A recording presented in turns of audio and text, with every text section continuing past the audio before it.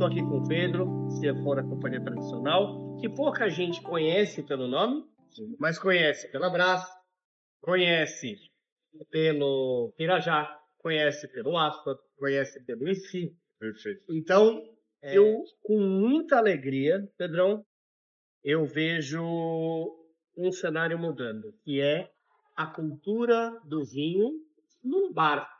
Perfeito. Estamos falando, obviamente, que de um bar mega conhecido em São Paulo, super frequentado, que tem mais de unidade. Sim. Então, queria que você falasse primeiro um pouquinho do grupo. Legal. E aí a gente emenda esse assunto do grupo com o vinho, que é o que nos trouxe aqui. Perfeito. E que eu tenho um orgulho enorme, um prazer enorme de falar que a gente tem alguns vinhos nossos aqui. E nos enche de orgulho porque é, sem dúvida nenhuma, uma referência de São Paulo. Então, obrigado pelo papo. Nada, obrigado. E vamos lá, conta um pouquinho da Companhia Tradicional. Obrigado. Bom, hoje a companhia tem mais de 50 operações, né? Entre o Astor, a Brás, o Pirajá, Cibraceli, Brás Elétrico e Lanchonete da Cidade, né? Temos também um projeto recente que é a Brás Tratoria com 2 unidades.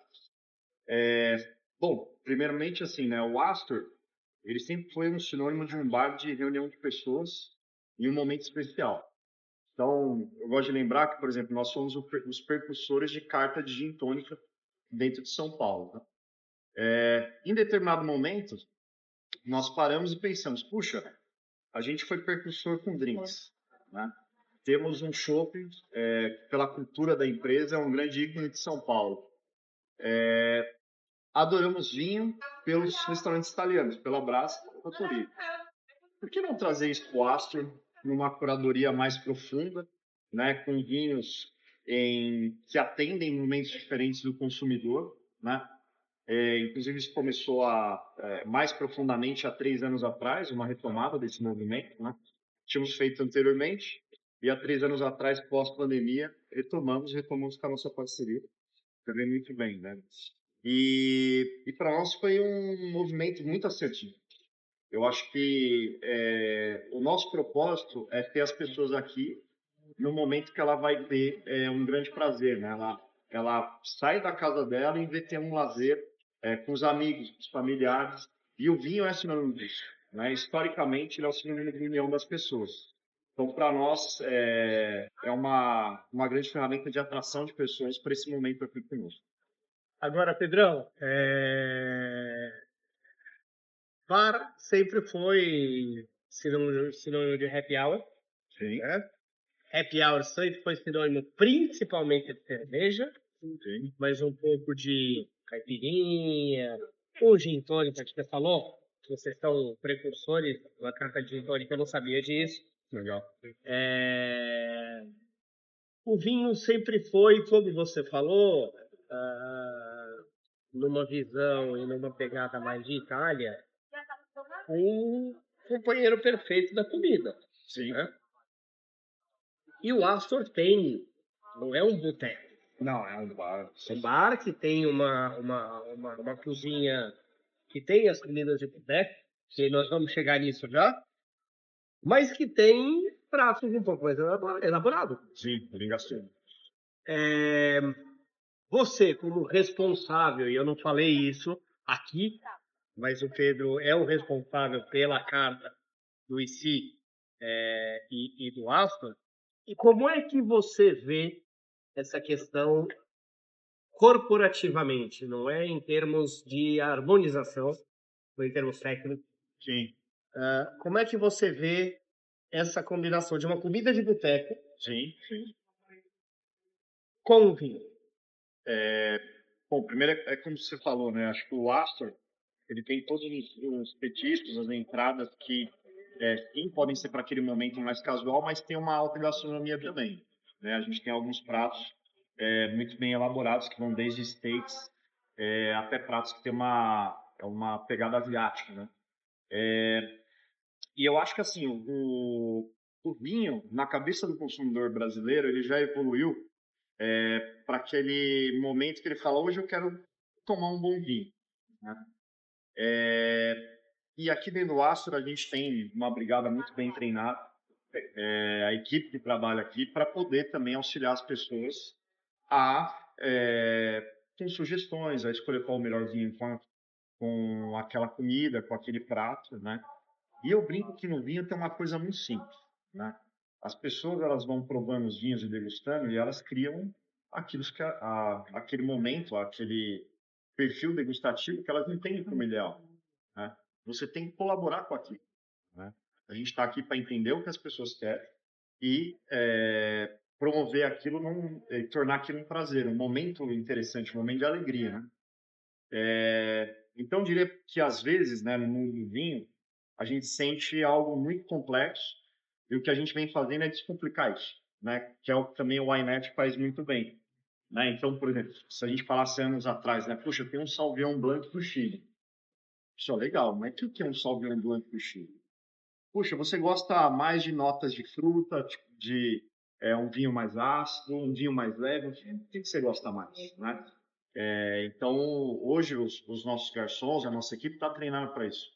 Então, hoje a gente chega no consumidor e aborda o que você gosta mais, ele traz e a gente combina isso, né? É muito similar com um drink, que a gente fazia já faz há muito tempo, né? Você gosta de um vinho que é mais bitter, mais amargo, um drink mais fresco, né? O que você prefere? Então, essa curadoria hoje está no nosso DNA, né? E o vinho, eu brinco que ele é mais fácil, porque o consumidor já chega aqui tendo experimentado o vinho, tá? E junto com amigos, aquele que não experimentou, ele é introduzido. Então, o movimento é feito de uma forma coletiva, né? Então, acho que, respondendo de uma forma direta, acho que a gente está descomplicando esse momento e ajudando as pessoas a terem mais acesso ao vinho.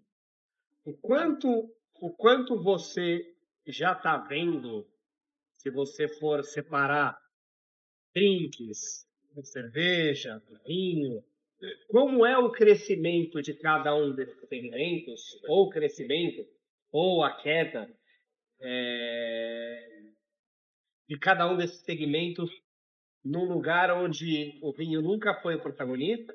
Sim. Talvez não vá ser, mas que tem tido mais espaço. Como é isso em termos de número? Sim. Bom, vamos lá. Acho que o primeiro ponto, assim, né? Eu brinco que eu tenho são quase dois chapéus, né? E eu viro ele, né? Então, quando o enfoque é o vinho, acho que o grande ponto é como eu vou atender aquele consumidor nos momentos dele, né? Então, o ponto de partida vai dali, tá? Acho que a gente tem muito claro na empresa que o foco é o cliente. E tem uma coisa que eu aprendi ao longo agora, já faz mais de 12 anos que eu estou em posições financeiras, né? Se você tem um cliente satisfeito, você tem resultado, né? O resultado nada mais é do que um conjunto de ações que você faz que ele se traduz num número, né? É engraçado que a origem da palavra é o resultado das ações, né? Então o resultado é isso. Aonde eu quero chegar hoje, por exemplo, a gente tem rótulos que a gente olha aqui, a gente soma tudo, né? Você tem o aluguel, você tem o custo das pessoas, você tem o custo da cozinha, você tem gás, tem toda essa estrutura que a manutenção é alta. A gente soma isso e chega numa margem que a gente chama de margem justa, né? Então, por exemplo, a gente tem claramente exemplos na carta que o nosso vinho, em determinados pontos, está alinhado com o preço do varejo. Ele não está mais caro, porque ele já cumpriu o papel dele de fazer aquela margem desenhada, perfeito?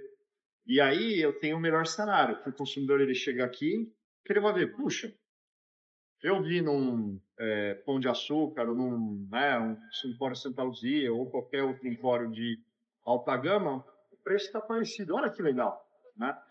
Então, nós temos esse cálculo, que é o que tem que pagar e a nossa margem, né? E a gente obedece isso, tá? Então, a gente olha muito o nosso custeio, né? Tem vinhos que, às vezes, eu brinco, o diretor, né, de operações, às vezes chega para mim, quando eu estou nessa posição, e fala, Pedro, não dá para cobrar mais, né? E aí a gente aí mudam-se os papéis, né? E aí a gente chega num consenso pensando no consumidor, tá?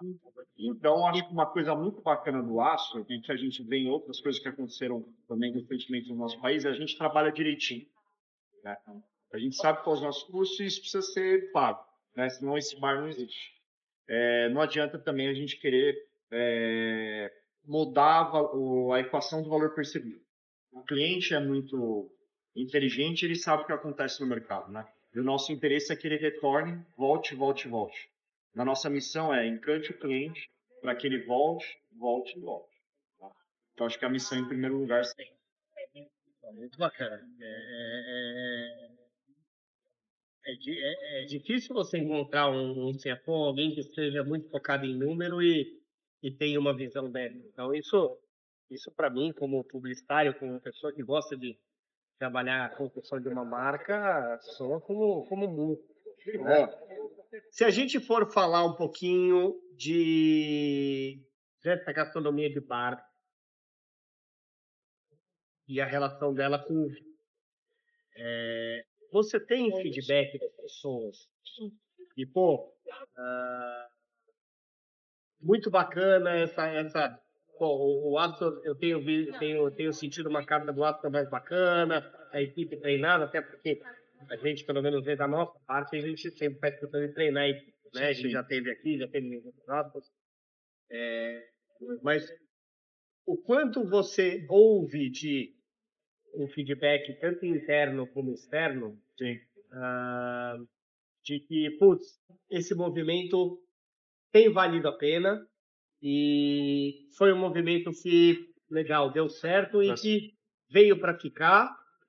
E a tendência é que as pessoas vejam que eu posso ir num bar e não preciso pedir só drink ou cerveja, que eu não vou ter, por exemplo, eu tenho um amigo meu que é dono de um bar, que não é um apto, né? Mas ele fala, Dé, eu tenho 2 vinhos lá por ter. Eu tenho por ter. Porque o meu público não pede. Sim. E aí eu falo, mas será que ele não pede porque não tem? E você não está treinado para isso? Será que se você fizesse esse movimento, você não conseguiria ter? E aí ele fica, não sei. Né? E vocês pagaram para ver. Sim, sim. Vocês resolveram apostar nisso. Sim. Qual é o feedback que você tem, tanto interno como externo, nesse sentido de do que as pessoas têm encontrado aquilo lá? Acho que assim, eu posso, né, citar números de crescimentos e, por exemplo, o vinho para a gente hoje cresce quase 30% no aço, né? Sem a gente perceber uma perda em chopps e cervejas, pelo contrário, elas também crescem, e também nos destilados. Então, o que isso demonstra? Na verdade, que você está pegando uma nova ocasião, né? E o que a gente reparou, isso é interessante, né? Quando começamos a discussão, a gente tinha vários momentos que, principalmente no final do ano, nesse happy hour que você citou, que às vezes uma, duas ou três pessoas daquela mesa grande ficavam deslocadas, né? E aí, puxa, por quê? Será que é porque não consomem álcool? Ou será, né? E a gente viu em diversos momentos que existia uma relação, não, eu gosto de um vinho. Até porque o vinho, você pede uma garrafa. Sim. Um drink ou chopp, você pede um copo. Sim. E aí é uma coisa muito inteligente que a gente fez. Como ponto você tocou nesse ponto. Hoje, dentro da nossa carta de vinho, a gente tem por volta de 10 vinhos que tem em taça. Né? Inclusive, também na nossa parceria, o Carrascal, que é um vinho ícone da Argentina, né? Adoro. Então, isso dá acesso. Né? Porque uma coisa interessante, imagina aquela reunião de final de ano, de comemoração, né? De confraternização, de que a gente está acostumado. Diversos, ou garrafa de um destilado, ou diversos copos de chopp. A taça era um elemento estranho naquela mesa. Né? A partir do momento que você tem a taça como opção, não, está aqui com a gente, vamos celebrar, pega a sua taça. E aí isso começou a virar uma constante, né, nos happy hours. E isso se traduz nesse crescimento, né? Então, isso falando do momento em si. Falando da gastronomia, por exemplo, esse vinho que a gente está consumindo, vinho branco, uma acidez interessante, né, um fundo aí de maracujá, um Sauvignon Blanc muito bom, com petisco, com fritura, é perfeito, né? Nós vamos chegar lá, Então. Vai ter um pinga-fogo aqui que você vai ter que responder. E algumas pessoas, isso é interessante, por isso que cada pessoa é uma. Tem pessoas que com o chopp, a cerveja, a pessoa às vezes se sente demasiadamente satisfeita. tem a palavra popular é às vezes empapuçada, não vou usar essa palavra. O vinho não dá essa sensação. Depende. Pega um vinho pesadão, sem acidez, com muita madeira, o cara toma uma taça, ele já tá satisfeito. Você tem razão, mas aí, né, nesse momento do happy hour, né? Que não tem isso aqui. E, Eu sei que não tem. mas também é interessante sua colocação, porque o vinho é assim, acho que cada pessoa tem o seu estilo. Por exemplo, a gente tem uma das casas que toda sexta-feira a gente tem uma mesa habituê, né, que sempre vem, e aí a gente tem um vinho desse perfil mais estruturado e ele sempre pede. E é para aquele momento. Mas aí, tomando, o happy hour começou a ser regado de vinho, né, também. Então, ele fazendo o seu papel, né, em harmonia com os drinks e a cerveja. Então, isso foi bem interessante. Bacana. Para terminar, um pinga-fogo aqui para você. Opa, Bate bola. Para não saia justa aqui, né? Pastel ou coxinha? Pastel, né? Com que vinho? Não precisa ser um vinho específico. Você pode falar uma uva. Uma uva. Olha, primeiro, né, eu posso falar assim, o Vinheron faz super bem, mas eu acho que um bom vinho branco, com uma acidez bacana, eu gosto muito. Para mim é o começo dos trabalhos, né? Tá, beleza. Croquete ou canapé de carpaccio? Aí eu vou lembrar do meu grande amigo Marcelo Thanos. Os dois são uma competição muito boa, mas canapé de carpaccio. Com que vinho? Puxa, aí eu já iria com um Pinot, né? Que aí eu acho que harmoniza bem os sabores, um pouquinho mais de complexidade aí. Chopp ou Dry Martini? Chopp. Eu acho que o chopp também ele tem esse papel de frescor, tudo, eu gosto mais. O Dry Martini é um belíssimo drink, mas eu acho que a partir do segundo, ele tem um desafio ali, o Dry Martini.